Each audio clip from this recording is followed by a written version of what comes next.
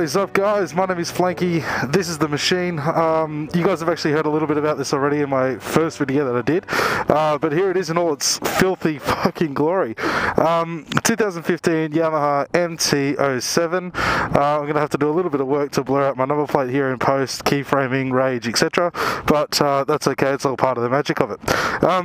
What can I tell you about the bike? Well, let's start with this thing right here. This is a sleeved 655, so it's actually a 689. Sorry, it's an FZ-07 in the US market. Sleeved down to 655, specifically for the learner market here in Australia. So learner LAMS, I should say, learner accredited motorcycle scheme, which limits people to 150 kilowatts per ton. There's no torque limits or anything like that, which, as I did mention in my previous video as well, but I'll get into that a little bit later. She's pretty much brand new from factory when I bought it. Actually, it was ordered specifically for me. Racing red, Yamaha comfort seat.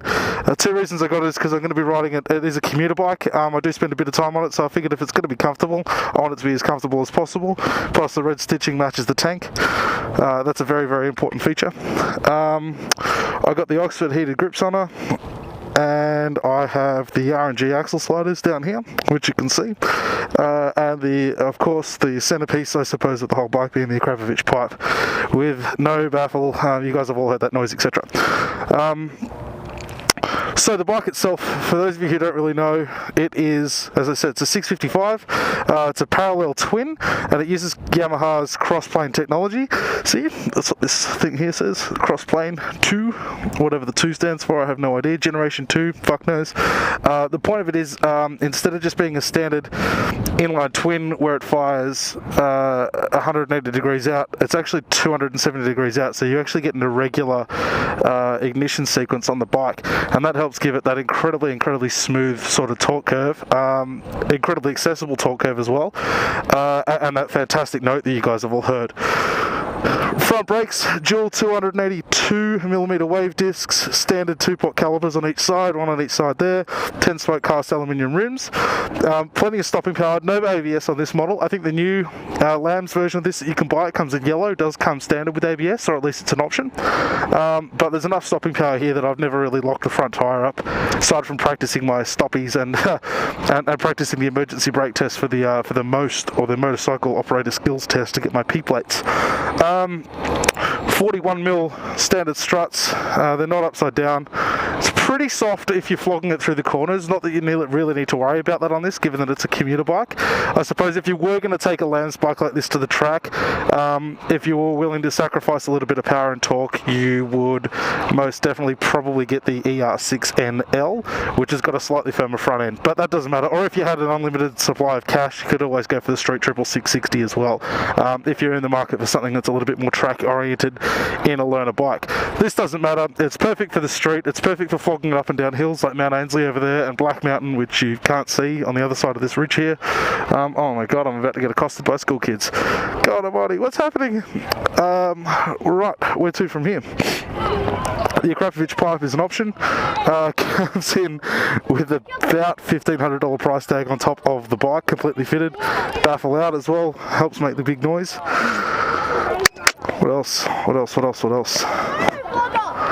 Yes! I am a motovlogger! Motovlog YouTube channel, what is it? Flanky and the Machine. I'm brand new, I just started, guys. Do you know riding? I've seen you! Really? There you go. Do you know Riding with Tom? I do know Riding with Tom. I just watched his video today on his Simpson Desert excursion. You got to watch it, guys. It's awesome. Flanky and the Machine. Flanky and the Machine, guys. It's on YouTube. Yeah, right. I'll put it up, guys. All right. Have a good afternoon. Go catch up with your class. Get out. Can I plug my channel? All right, go for it. What's your channel? Margaret Movies Gamer. Go for it, guys. Get on that channel. Have a good night, guys. Let's go. You better go. You're going to get in trouble. Let's go. Yes. Great work. Huh? MT-07, dude. Yeah, as I said, Flanky and the Machine, check it out, alright? Good one, guys. Well, everyone wants a high five. I'm not really that famous, but I won't say no, yes. Alright, guys. Fine. See you guys, have a good one, alright? Stay safe. Oh, high fives, here we go, everyone wants a high five. Oh, well. So I just made their day. That's fantastic. Where was I?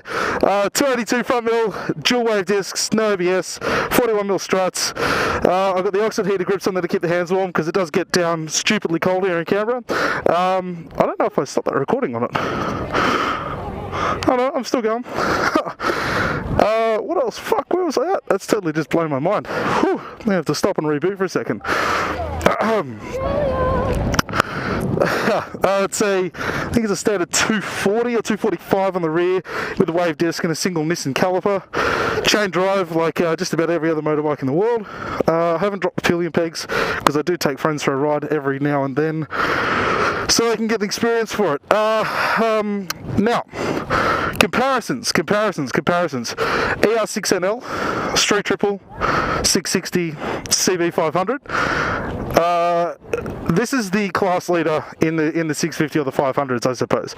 It's 57 Newton meters of torque for this one, 56 for the ER6, 54 I think, or 53 for the 660, and 40 something for the 42 maybe. I'll put it up on the screen somewhere, whatever. For the CB500. So if you want to drop to the 500, you do lose that torque. The torque on this is available from 4,000 RPM, so you don't have to wring its neck like you do on the ER6. This makes it from 4,000 RPM, and you can ride that up to about 775, and that's really all you need. That kid just did my head in. That's absolutely unreal. 180mm section rear tyre. I have heard rumours that this banana swing arm here is either bespoke for the bike or is a modified R6 piece. It really doesn't faze me. 530mm long, it means that the wheelbase of the bike is actually quite short for what it is, and it is a quality piece here. Steel tube frame, cast aluminium wheels, as I said. Fantastic bike all around. 179 kilos, completely wet. There is a single rebound shock up under the as a part of the rear swing arm, which actually interestingly bolts directly to the crankcase, which means this whole engine is actually a stressed member of the bike, and that actually helps get the weight down because it means that there's less frame and chassis in there to contribute to making the bike nice and heavy. Now, I completely lost my mind. Those kids really just threw me. That was fucking awesome though. Oh shit, I can't really remember where I was at. Comfort seat, tail tidy on the way, RNG axle sliders I've already been over.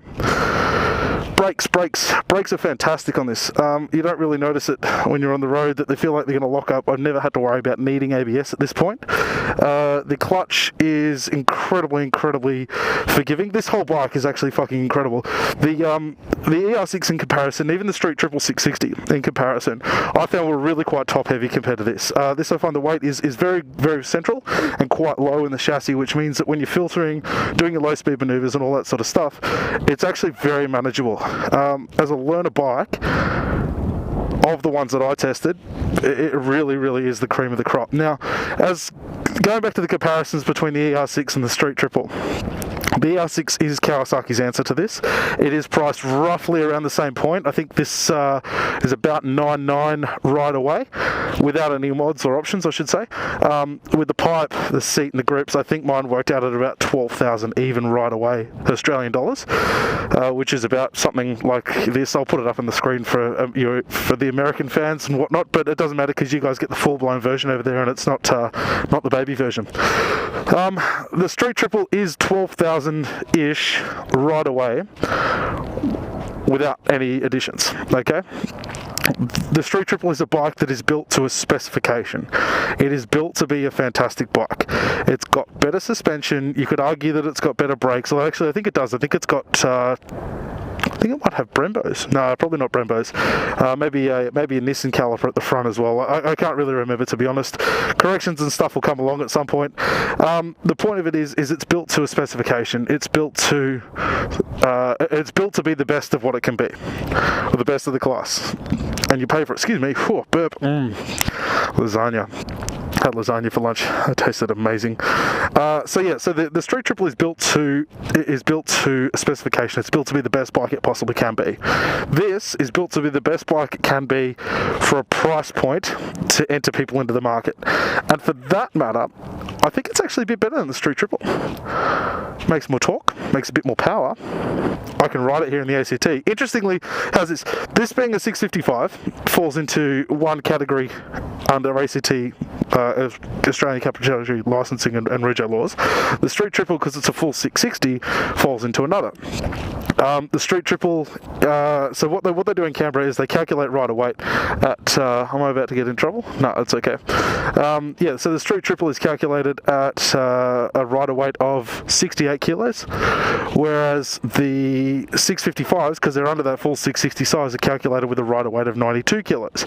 Now, what that does is it actually brings the power weight ratio of the bike down. So the 660 I can't actually have because the way it's calculated here in the ACT means that it actually falls outside of that 150 kilowatt per tonne range. A bit silly, yes, I completely agree, because if I had a New South Wales licence I could have one, and I've ridden one in New South Wales on my ACT licence, all that sort of stuff, but it doesn't matter. This is the best bike for me. I'm going to say for me, and I'm going to be a bit biased and probably say it's actually the best learner bike that you can buy. If you're straight into the market and you want a bike that you're going to ride every day and you want something brand new, I really, really urge you to get on one of these and take it for a ride. If you don't want that sort of, if you're not fast on whether you've got your Super Sport, your Naked, your Cruiser or whatever, definitely take this for a ride. Every one of my friends on a full-size bike who has ridden this or one of these, absolutely love it. Obviously the exhaust note helps, but the fact that there's just so much usable torque right there in the middle of the range, it's perfect for around town, it's perfect for mountain carving, everything. You don't need to worry about changing gears in corners and all of that sort of stuff to take advantage of that when you're carving up a massive mountain like Ainslie. What else do I really need to tell you guys? I think that's pretty much it. Comparisons, as I said, between the 660 I've already covered. That's pretty much it, I think. Let's just take it for a ride and I'll show you guys what I mean. I might have to actually race back to my office and grab my wallet, which I've managed to leave on my desk so I don't run out of fuel, although that would put me in the same league as some of the automotive vloggers out there. But yeah, we'll get on it. We'll go for a ride.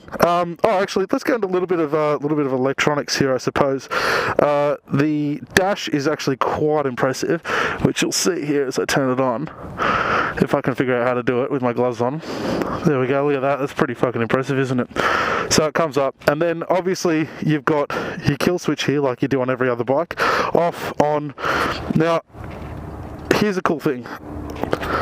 In a neutral, kickstand down, whoops, no clutch, and you just pull this. There's no start button, guys. There's absolutely no start button here, which makes things great. Beautiful. LCD rev counter along the bottom, all the bells and whistles that you need on the screen. Oh, I've got a runny bloody nose. See, sniffles in the machine this afternoon. Sorry guys. Alright, so everything you need along the bottom of the LCD screen here. Obviously trip 1, 215.1 Ks. I do get a lot better out of the tank, but I've been flogging the shit out of it the last couple of days because I love riding this thing right in the middle of that torque band between 4 and 7. It just makes perfect sense to do so. 12,700 Ks. So let me just clarify, I picked the bike up in January, brand new. I had a month off riding because I was overseas shredding it up with a friend of mine in Banff over in Canada. And that's what I've done since. So what, 7 months of riding, 12,000 Ks. Pretty impressive, I thought. Ambient air temp. Now that air temp gauge is actually shielded from the wind a little bit and does get a bit of heat soak from the motor. So that actually reads a little bit higher always than what it actually is. Although given where the sun is and this beautiful weather that we've got at the moment, I'm going to say that's probably on point. Maybe 12 degrees, who knows. Inside intake, not intake temp, engine coolant temperature, 58 degrees Celsius. Average fuel usage litres per 100, instant fuel usage litres per 100, trip 2, trip meter 2, etc. And it comes up and it'll actually give me a trip F as well once the fuel gauge drops and show me how many Ks I've done on what we call reserve, because every time you turn the bike off and turn it back on it resets. So averagely I do kind of get somewhere between the 230 and the 280 mark out of the tank, depending on how hard I'm pushing it and how quick and how spaced out my refuels are. High beam, low beam, indicators, horns, hazards over here. Everything else is pretty much standard as per every other bike. Oxford heated grips. I tell you what, in Canberra these things are a fucking lifesaver. Obviously good gloves help, but these are, it's fucking brilliant. The dash itself can be raised and lowered. I haven't bothered because the standard height's kind of good. It sort of hides the key a little bit for me. And the ignition barrel is over the top there, as you've seen, which some people hate, some people love. I love it because it means there's nothing in front of me to obscure my view or anything like that. So what I'm going to do is I'm just going to cruise out of here, do a bit of a cruise around what we call the Parliamentary Triangle here in Canberra and talk about the bike just a little bit more, give you guys a bit of a listen to it. If you got any questions that you want to, just chuck them in the comment section down the bottom. And yeah, I suppose that's sort of it. Let's go for a ride, guys. I'll chuck some tunes on for you in the overlay of the video. And hope you enjoy. Kick back, relax, and we'll go from there. All right, let's do it.